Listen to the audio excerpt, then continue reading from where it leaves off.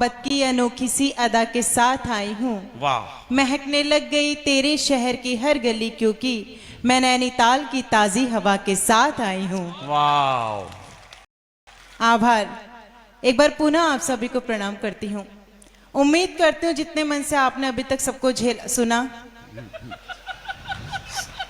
सबको नहीं, गुड्डू भैया को बोलो फिलहाल। गुड्डन भैया। उससे कई ज्यादा मन से अभी बहुत सारे कलमकार आएंगे, उनको भी सुनेंगे। हाँ। बीच में एक छोटा सा क्रम मेरा फंस गया है, क्योंकि बहुत जरूरी हो गया था। गुड्डू जी प्रणाम करती हूँ। हाय जी, क्या जी लगा के तेने कहा है आज? अब ना आवे से 3 दिन तक नींद।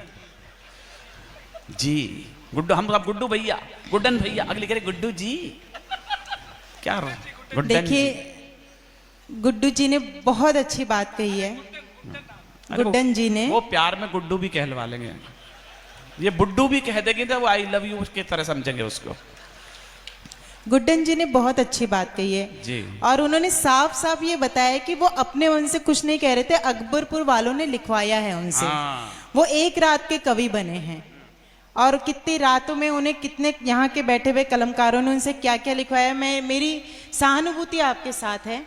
और शुरू में उन्होंने कहा था कि गौरव भैया से जो मेरा रिश्ता है उसके अनुरूप मैं उनसे रिश्ता बनाऊं। आप लोग को अगर याद हो तो उन्होंने ऐसा ही कहा था। मैं 4 पंक्तियों में परिभाषा देना चाहती हूँ कि उनसे मेरा क्या रिश्ता है। जी जी जी। अब आप मेरे लिए नहीं, किसी कलमकार के लिए नहीं, बल्कि गुड्डन जी के लिए हाथ खड़े करेंगे, जिन्होंने इतनी मेहनत से मुझे नैनीताल से यहाँ तक बुलाया है और इतनी आव भगत की कि मुझे उनसे मोहब्बत हो गई है। हाय हाय हाय हाय। शांत रहिए। 4 पंक्ति, अभी ये तालियां बचा के रखिएगा। मैं 4 पंक्तियों में अपनी मोहब्बत की परिभाषा देती हूँ और यहीं से आप मुझे स्वीकृति भी दे देंगे और पूरा सदन उनके सम्मान में हाथ खड़े करेगा कि न दुआ से मिलती है न दवा से मिलती है, न दुआ से मिलती है न दवा से मिलती है, ये मोहब्बत रहमत खुदा से मिलती है। और क्यों मोहब्बत करती हूँ मैं गुड्डन जी से, क्योंकि इनकी सूरत मेरे बड़े भैया से मिलती है। छाती पे सांप लौट गया। ऐसी बुरा, इतने बुरे शेर की उम्मीद नहीं थी गुड्डन जी को। इसलिए भैया जी जब आप पेमेंट देंगे तो शगुन की साड़ी भी दे दीजिएगा। रक्षाबंधन पे पता नहीं बुलाएंगे कि नहीं बुलाएंगे। ठेंगा ले ले अब तो ऐसा बोल बोल के। लेकिन मैं इतना जरूर कहना चाहूंगी, ये माना कि तेरे दिल में मैं अंदर तक समाई हूँ। वाह करते रहिए, लगे कि आप शेर व शायरी भी सुनते हैं। कि ये माना कि तेरे दिल में मैं अंदर तक समाई हूँ, मगर जितनी तुम्हारी हूँ मैं उतनी ही पराई हूँ। कि जिन थामेगा, और चौथी पंक्ति पे पूरा सदन मुझे बताएगा कि मैंने सही कहा है। कि ये माना कि तेरे दिल में मैं अंदर तक समाई हूँ, मगर जितनी तुम्हारी हूँ मैं उतनी ही पराई हूँ। कि जिन रस्तों पे चल करके चुराई आंख है तुमने, उन्हीं रस्तों पे चल करके तुम्हारे पास आई हूँ। वाह। आभार। उम्मीद करती हूँ आपको तसल्ली हो गई होगी। तसल्ली? छाती पे पत्थर धर लिया बगले ने, क्या करे। देखिए मैं एक बात कहना चाहती हूँ, अक्सर एक सफल आदमी के पीछे महिला का हाथ होता है और इस बात को कुछ लोग इतना सीरियस ले लेते हैं कि वो 3-4 महिलाओं की उम्मीद कर बैठते हैं और उसके बाद उनकी कहानी क्राइम पेट्रोल में दिखाई जाती है। वाह। इसलिए ऐसे पुरुषों से सावधान रहें और एक ही के चक्कर में रहें, ज्यादा कहीं इधर उधर ना भटकें। हर पुरुष की यही कहानी, घर वाली खिचड़ी बाहर वाली बिरयानी। घर में बेशक कितनी खूबसूरत हेमा मालिनी बैठी हो, लेकिन पसंद बाहर की खैर छोड़िए। सुरपण कहाँ से भी दिल लग जाए तो क्या करे कोई। पढ़ती हूँ, सुनिएगा, आशीर्वाद दीजिएगा। आप थोड़ा सही से बैठिए दादा। आप ऐसे जिले इलाही की तरह बैठे हैं कि जैसे ये सब अनारकलियां हैं। कवि सम्मेलन मंच की अपनी गरिमा होती है। माना कि आपकी स्थिति सही नहीं है, आप ना जाने कौन सा रस चढ़ा करके आए हैं पीकर, हालांकि कोई रस अब आप पे सूट नहीं करता है, लेकिन फिर भी थोड़ा सा। मुझसे कह रहे थे गौरी जी, मोहब्बत अगर अंधी होती है तो शादी क्या होती है? मैंने कहा शादी उसका इलाज होती है जो आंखें खोल देती हैं। और इनकी हालत देखकर हुए कमजोर ये इतने सनम की बेवफाई से कि चीटी खींच ले जाती है इनको 4 पाई से। कोई अभी नहीं इनके सम्मान में पूरा सदन हाथ खड़ा करे कि हुए कमजोर ये इतने सनम की बेवफाई से कि चीटी खींच ले जाती है इनको 4 पाई से। कोई कहता यहाँ के हैं, कोई कहता वहां के हैं, हकीकत में ये निकले हैं हड़प्पा की खुदाई से। वाह वाह। क्या बात। और ये हेमंत पांडे जी सबसे ज्यादा पत्नी पीड़ित। दरअसल इनकी परेशानी यह है कि ये गर्लफ्रेंड से इसलिए नाराज रहते हैं क्योंकि जिसका ये रिचार्ज कराते हैं वो रात भर बात गौरव चौहान से करती है, इसलिए बहुत ज्यादा परेशान रहते हैं। लेकिन मैं इनके एक छंद के माध्यम से इनका भी सम्मान कराना चाहती हूँ। इन्होंने बहुत सारी बातें मेरे लिए कही, पर मैं चाहती हूँ अब पूरा सदन इनका सम्मान करे। जिनको छंद समझ में आता है वो मुझे बताएंगे। दादा आशीर्वाद दीजिएगा। एक बार इनके घर गई तो मैंने कहा आज का कवि जी अखबार दिखा दीजिए। संस्कार के माध्यम से अगर एक बेटी आपके चेहरे पे मुस्कुराहट ला देती है तो मुझे भी आशीर्वाद दीजिएगा। एक बार इनके घर गई तो मैंने कहा आज का कवि जी अखबार दिखा दीजिए। गुस्से में ये बोले घर ले जाने तो दूंगा नहीं, जितना भी पढ़ना है यही पढ़ लीजिए। कुछ दिन बाद ये पधारे जी हमारे घर, बोले गौरी जी हमें तो झाड़ू दे दीजिए। हमने भी कहा घर ले जाने तो दूंगी नहीं, रोकेगा भी तालियों को। हमने भी कहा घर ले जाने तो दूंगी नहीं, जितनी लगानी है यहीं पे लगा लीजिए। वाह वाह वाह, बहुत अच्छा। हमने भी कहा घर ले जाने तो दूंगी नहीं, जितनी लगानी है यहीं पे लगा लीजिए। तब कहती हूँ गुलाबी कुछ गड़बड़ लग रही है। कोरोना काल की वैक्सीन ऐसी उम्र में सूट नहीं करती है, उसी के साइड इफेक्ट हैं ये सारे के सारे। नहीं मैं सच बता रही हूँ। मैं तब ये बात कहना चाहती हूँ गुलाबी नोट से ज्यादा। गुड्डन जी सुनेगा भाई, इस बात को वो भी सुने जो दादा बनने के में दूल्हा बनने के सपने देख रहे हैं, अमल बिल्कुल भी ना करें। गुलाबी नोट से ज्यादा गुलाबी गाल। डीजे वाले बाबू इसका इको बढ़ा दो, इको बढ़ा के इसका बेस घटा दो। अभी तक यहाँ बांस बज रहा था, बांसुरी बज रही है, उस लायक बना दो। गुलाबी नोट से ज्यादा गुलाबी गाल कर दूंगी तुम्हें, अपनी मोहब्बत से मैं माला माल कर दूंगी तुम्हें। देखिए तालियां सबकी आनी चाहिए।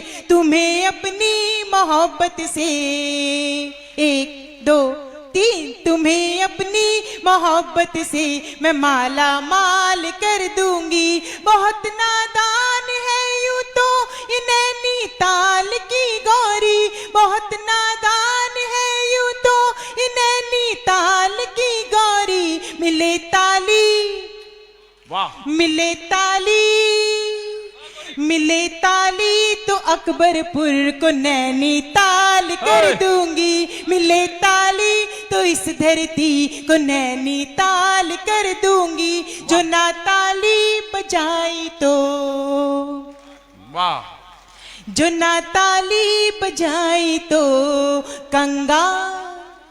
ये सूचना अक्सर हम जनहित में जारी करते हैं। मंच पर आया हर एक कलमकार क्यों आपकी तालियां चाहता है, लेकिन उससे पहले यहाँ कुछ युवा बैठे हैं जो काफी देर से हमारा हौसला बढ़ा रहे हैं। अगर मैं उनके सम्मान में 4 पंक्तियां ना पढ़ूं तो यहाँ के युवाओं का अपमान होगा। अब आप सुनिएगा और आशीर्वाद दीजिएगा। कहती हूँ इन्हें बस जनवरी दे दो, दिसंबर मांग लेते हैं। ये पंक्तियां इतनी वायरल हुई, न जाने कितने लोगों ने अपना क्या क्या जोड़ के इसको पढ़ा, लेकिन ओरिजिनल पंक्तियां सुनेगा कि इन्हें बस जनवरी दे दो, दिसंबर मांग लेते हैं। जमीन दिखती नहीं फिर भी ये अंबर मांग लेते हैं। और बताऊं क्या कि ये लड़के बने हैं कौन मिट्टी के। जिम्मेदारी आप सब पे सौंपती हूँ कि बताऊं क्या कि ये लड़के बने हैं कौन मिट्टी के। जरा सी बात भर कर लो तो नंबर मांग लेते हैं। बहुत अच्छे। और मैं जानती हूँ दादा ताली उन्हीं लड़कों ने बजाई है जो आज भी ऐसे ही काम करते हैं। शादी से पहले लड़के को कहते हैं बड़े भाग्य से मिली है, शादी हो जाती कहते हैं हमारे तो भाग फूटते। लेकिन ये बात मैं यहाँ के लड़कियों के लिए इसलिए नहीं कहूंगी क्योंकि गुड्डन जी 4 पंक्तियां और मैं कहना चाहती हूँ। वो इतने मायूस से हो गए हैं तो मेरा मन करे मैं 4 पंक्तियां कह के दोबारा आप सबकी तालियां उनके लिए मांगू कि जो तेरी बेरुखी नजरें मेरी पहचान जाएगी। मैं बात जब करती हूँ तो कविता के साथ ही करती हूँ और कहती हूँ कि जो तेरी बेरुखी नजरें मेरी पहचान जाएगी, मेरे होठों पे ये रखी हुई मुस्कान जाएगी। यही हंसकर कहा, दादा तुम भी सुन लेना। वाह। मुझे पता है तुम्हें दादी की याद आ रही है, पर वो इस उम्र में अब यहाँ नहीं आ सकती हैं। तो सुनना कि जो तेरी बेरुखी नजरें मेरी पहचान जाएगी, मेरे होठों पे ये रखी हुई मुस्कान जाएगी, यही हंसकर कहा एक बाग में तितली ने भंवरे से, तुम्हारे इश्क में एक दिन हमारी जान जाएगी। वाह, बहुत अच्छा। और तब ये बात भी मैं कहना चाहती हूँ, मंच पे आया हुआ हर एक कलमकार क्यों आपकी तालियां चाहता है, आपकी तालियां हमारे लिए क्या मायने रखती है। अब आप मेरे लिए नहीं, किसी कलमकार के लिए भी नहीं, अपने सम्मान में हाथ खड़े कीजिएगा, क्योंकि देखिए हास्य की बात करने के लिए आपने हेमंत भैया को, दादा को बुला रखा है। देश प्रेम की बात करने के लिए आपने देश के बड़े वीर के हस्ताक्षर आदरणीय विनीत चौहान जी को, गौरव चौहान जी को बुलाया है, लेकिन शायद संस्कार की बात करने के लिए देवभूमि से इस बिटिया को बुलाया है।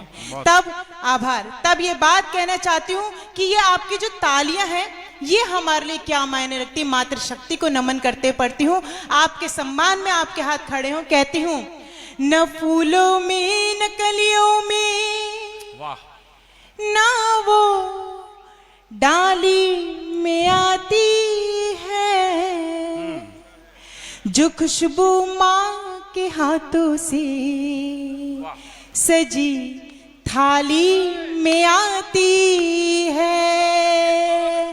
थोड़ा सा को बढ़ा दो भाई। न फूल, देखिए तालियां कमजोर है माँ के नाम पे आपकी, मैं चाहती हूँ पूरा सदन अपनी माँ के नाम हाथ खड़े करे। न फूलों में न कलियों में, तालियां कमजोर है। न फूलों में न कलियों में, न वो डाली है जो खुशबू माँ के हाथों से सजी थाली में आती है, जो खुशबू माँ के हाथों से सजी थाली में आती है। वो एक आवाज जो आती किसी मंदिर की घंटी से, वो एक आवाज जो आती किसी मंदिर की घंटी से, वही आवाज हमको आपकी ताली में आती है, वही आवाज हमको आपकी ताली में आती है, ताली में आती है, ताली में आती है, ताली में आती है। वाह वाह वाह। ना हो भंवरे तो कलियुग का चमन वीरान हो जाए। जब आपका साथ मिलता है तो ये बेटी कहती है कि ना हो भंवरे तो कलियुग का चमन वीरान हो जाए, कि जैसे सांस के चलते ये तन बेजान हो जाए। हमें मालूम है मंजिल बहुत दुश्वार है, लेकिन तुम्हारा साथ मिल जाए सफर आसान हो जाए। बहुत अच्छा बेटा।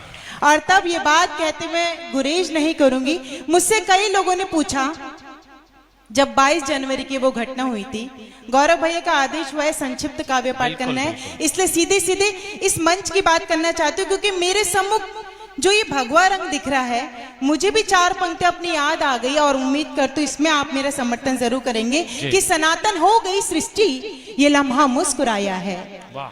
सनातन हो गई सृष्टि, ये लम्हा मुस्कुराया है, जो एक मुद्दत से फीका था वो मौसम लौट आया है। भुला आभार आभार। और तालियां आपकी तब घनघोर उठेंगी जब ये बात मैं कहूंगी कि सनातन हो गई सृष्टि, ये लम्हा मुस्कुराया है, जो एक मुद्दत से फीका था वो सावन लौट आया है। भुला करके सभी रंगों को रामलीला के उत्सव में, लो हमने आसमां के शीश पे भगवा उड़ाया है। बहुत अच्छा। वाह वाह वाह वाह। और तब सीधे सीधे ये बात कहना चाहती हूँ, अपने ऊपर गर्व कीजिएगा। आपने बॉलीवुड वाले को